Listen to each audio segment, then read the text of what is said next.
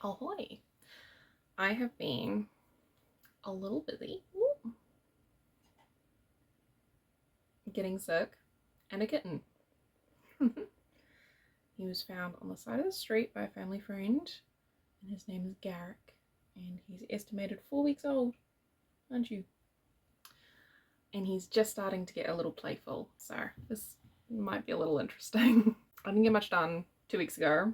I didn't get that much done last week, but I did make this. This is what I'm dubbing a culture board. So I'm planning on making one of these for pretty much every single country. Of course, I started with Lhoēk. So you can see here, I've done sort of a general look of what the people look like. They're very, very pale. They generally have quite dark hair, black to like very dark ginger tones. And their eyes range from pretty much like a very pale lavender purple all the way down to like very like a deep dark green, like a foresty green with blues in there, but they basically don't have brown eyes at all. The characters here, I have them in a lot of braids. The women, their hair is quite pulled back because they're generally wearing veils. They don't really want their hair getting everywhere, just make things more difficult. So their hair is pulled back, but you can see frequently the front of their hair. So they've sort of pulled it forward, which is something similar to the medieval hairstyles. For the men, I also wanted quite long hair because hair is actually really insulating and really warm. So they also have their hair braided back just to be a little more practical off their face. And they frequently have facial hair for the similar reason why they wear masks.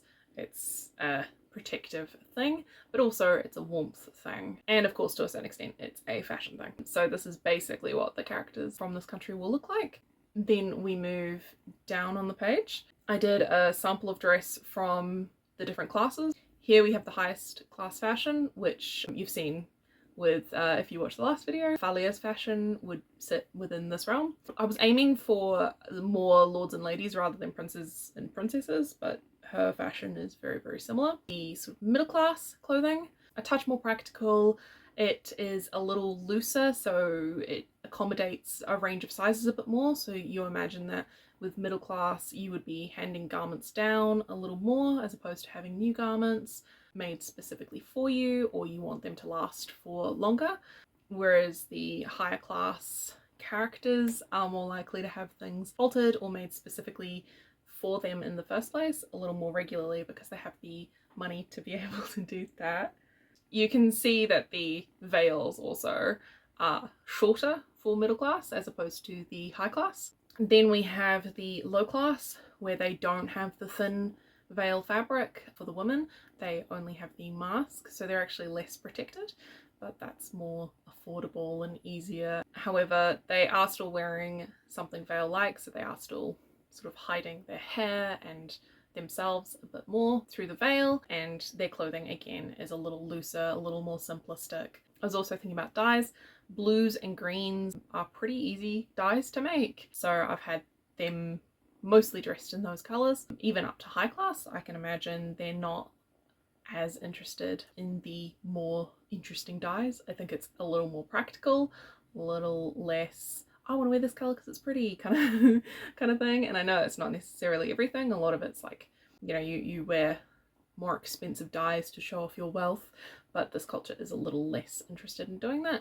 Although there is clear differences in the classes, the differences aren't as obvious as in other cultures. The other outfits that I drew are the priestess outfits. So the priestesses will all be wearing something like this, and they're wearing a very bright red, and that's one of the reasons I wanted everyone else to wear sort of more toned down jewel tones. I say jewel tones, it's mostly greens and blues and browns and, you know, those kinds of things. They will really, really, really stand out as this bright red. The cut of the fashion is a little different, and it uses more fabric again. So in a way, they're the highest class of citizen just from the expense of their costume. They've got a big headdress and they're much more ostentatious. The entire idea of this outfit is to convey that they serve the dragons. The headdress mimics the feathers on the dragon, and the dress, it's less form-fitting, so it could kind of be anyone under there. So they're kind of the way that they dress. If all of them dress the same way, you can imagine they're kind of dehumanizing themselves. It's different enough that they're clearly different. They're other. They're not the same. The other outfit is a military outfit. I wanted to explore the idea of how the masks and their style of dress would affect armor. I'm not the most well versed in armor, so it could be awful. I mostly just copied stuff that I found online. I know enough to make sure that they're not going to accidentally spike themselves in the face, but I don't really know enough to sit here and like discuss why I made the decisions that I made. Most of them were just, yeah, that sort of matches the culture.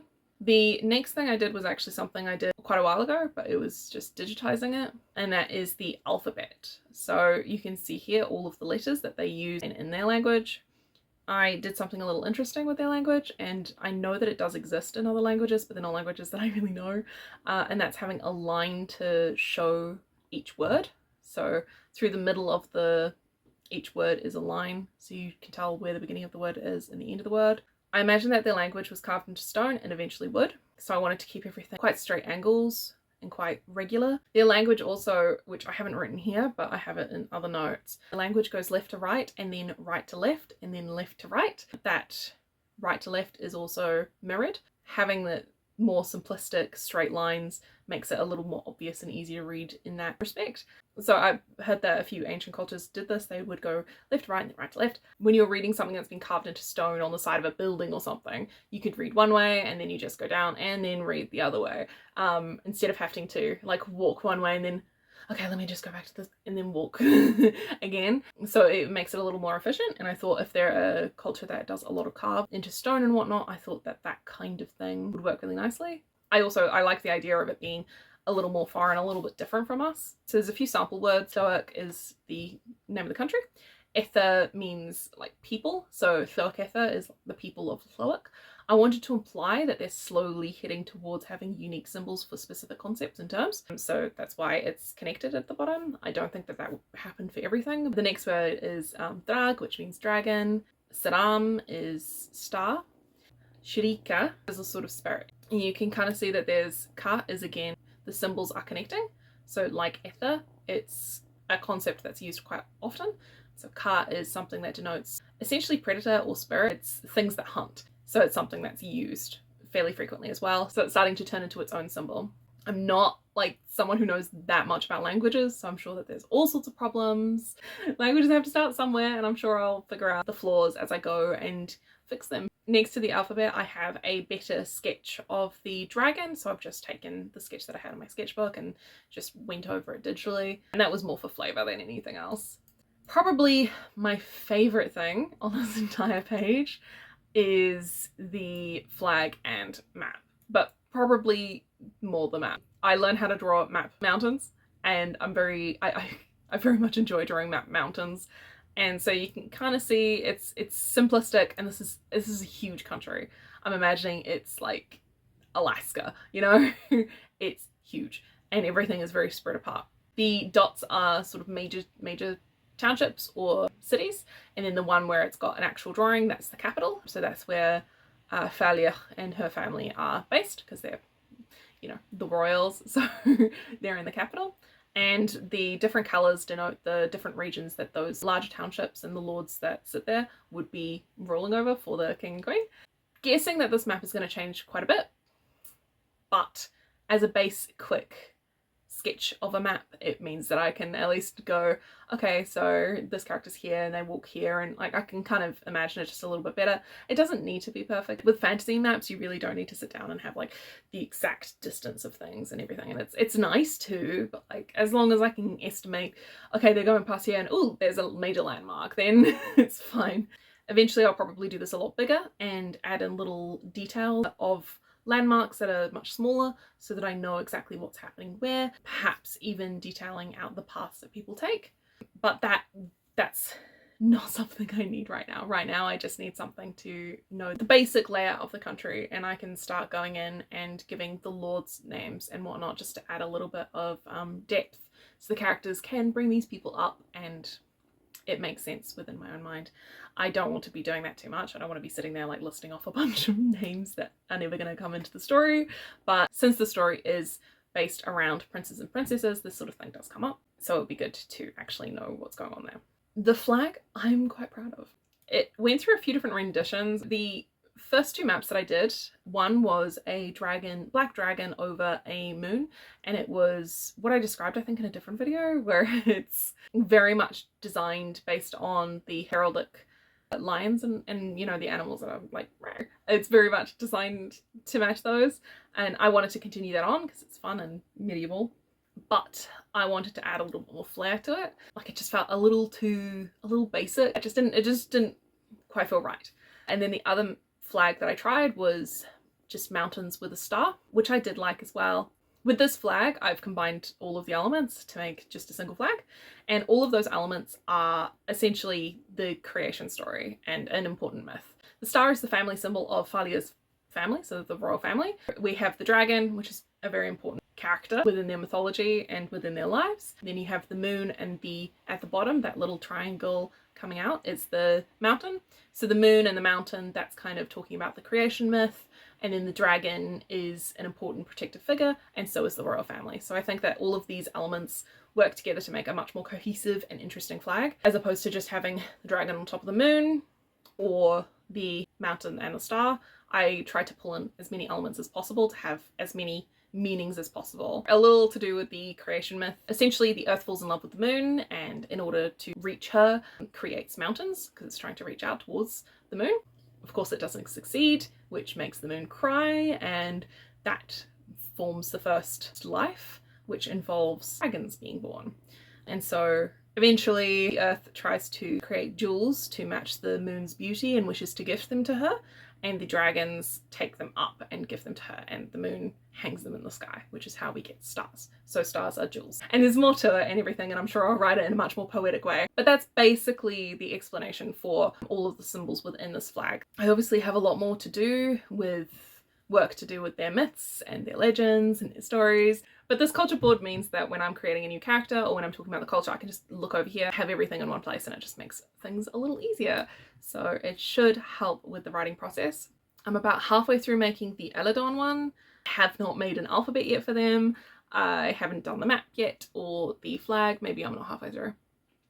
I've done the character portraits and half of the costumes. That's what I was working on. I was working on the Eladon one, but I didn't quite finish it. So next design week, I'll hopefully finish that. I was also working on some of the spirits for Lhoēk. So a lot of the spirits are based on Celtic myths, Irish and Welsh and Scottish, and also English folklore. But there's a little bit of European as well. I wanted everything to feel familiar, as if this is, you know, an alternate history, or this could be our past. It isn't, but I need it to feel enough like our past so that when I do stories in the modern age, it makes sense for everything to be similar and familiar to what we know, even though it's a different planet. So the spirit that I was working on is essentially gnomes or dwarves or knockers, any of those mountain spirits that mine and are associated with jewels. That's what I was working on. Welsh, Irish and Scottish folklore are so fascinating and interesting. I really enjoy reading about folklore, especially Celtic folklore. So I wanted to incorporate that, but I didn't want to do what I've seen a lot of different series do, where they kind of just go, oh yeah, I'll just use that. And then it's like, no. I kind of wanted to honor those myths and that folklore that I grew up on less directly, but hopefully more authentically, if that makes sense. I know, you know, having a creature that's essentially a banshee and then slapping a different name on it is kind of, I don't love it, but at the same time, I don't know how to feel about that, and I don't know if I'm doing it right, if that makes sense. I don't really want to step on any cultural toes, because I'm from New Zealand. Being someone from New Zealand means that I grew up on a lot of British and UK folklore and stories, but I also grew up on a fair amount of Māori ones, but none of them are really quite my own, because although my grandparents are from England, and I'm not from England, and my mum's not from England, and my dad's side of the family is not at all from England. Well, they were from, like, they moved here in 1842 or something silly, so it's like we don't have quite the same connection to that culture. I don't feel as though I can at all claim it. But at the same time, with Māori legends and everything, I grew up with, you know, the legend of Maui, and I totally wish that he was around now so he could catch the sun and punch it again for me, because because I'm not a big fan of the sun. So I grew up on the Maui legends and a lot of Māori legends, and I've been getting more into Māori folklore, but again, it's not quite my culture. So my culture sort of sits here in this weird space where it doesn't really belong anywhere when it comes to history and folklore. So I think a large part of the approach that I wanted to take for folklore is similar to Tolkien. I'm kind of trying to create a New Zealand mythos in a way, where it's a mix of UK and Māori, but it all makes sense together in a weird mishmash way, but it's something new and different as well. And I'm hoping I don't step on any cultural toes while I do it. But I hope that everything I do comes across as a love of different cultures and not like I'm just trying to steal the cool bits and ignore everything else or something. I don't know.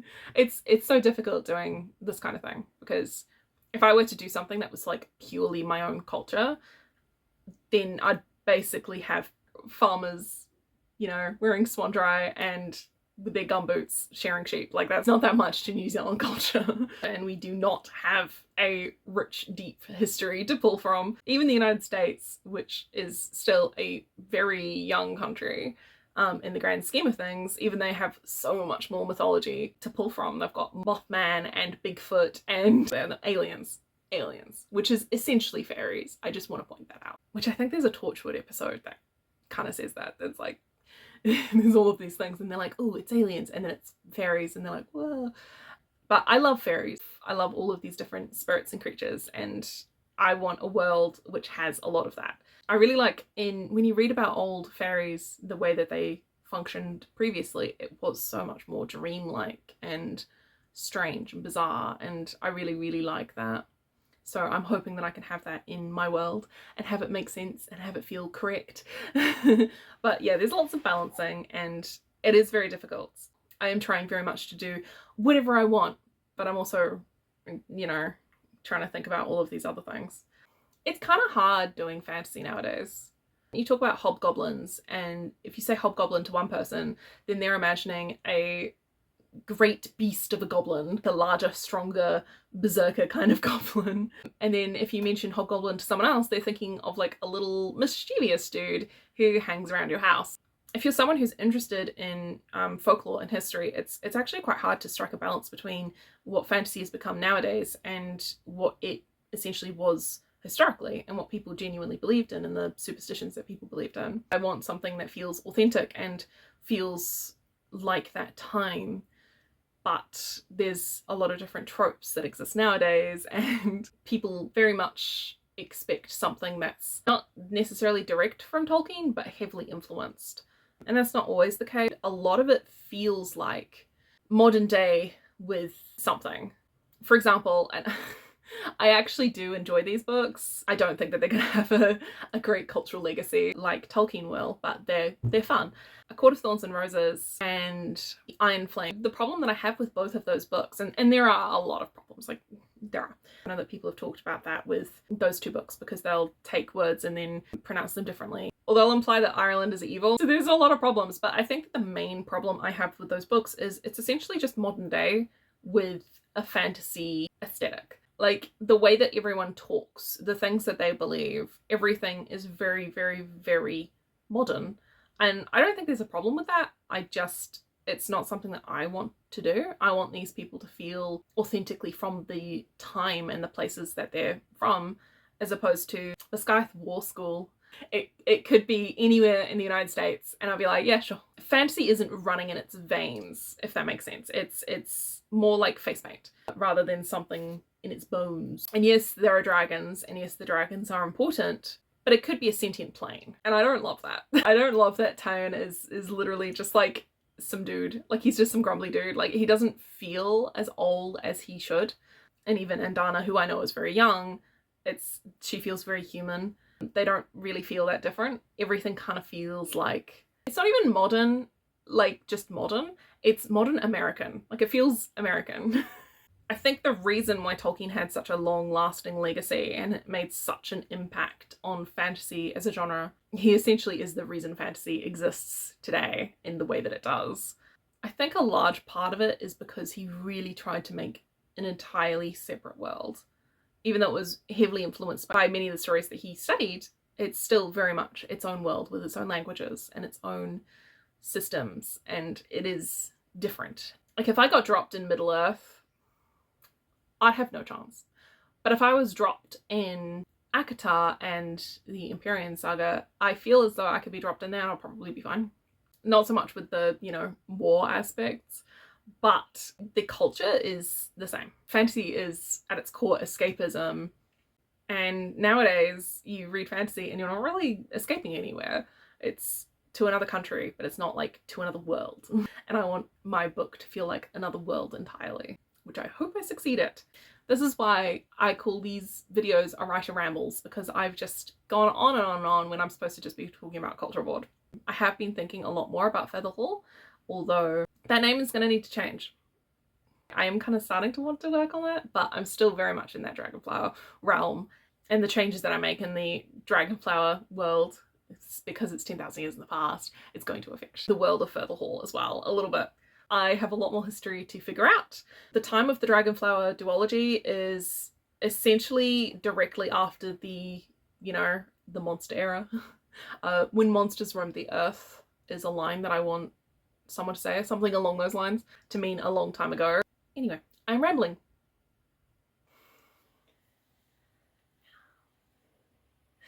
The world is so exciting.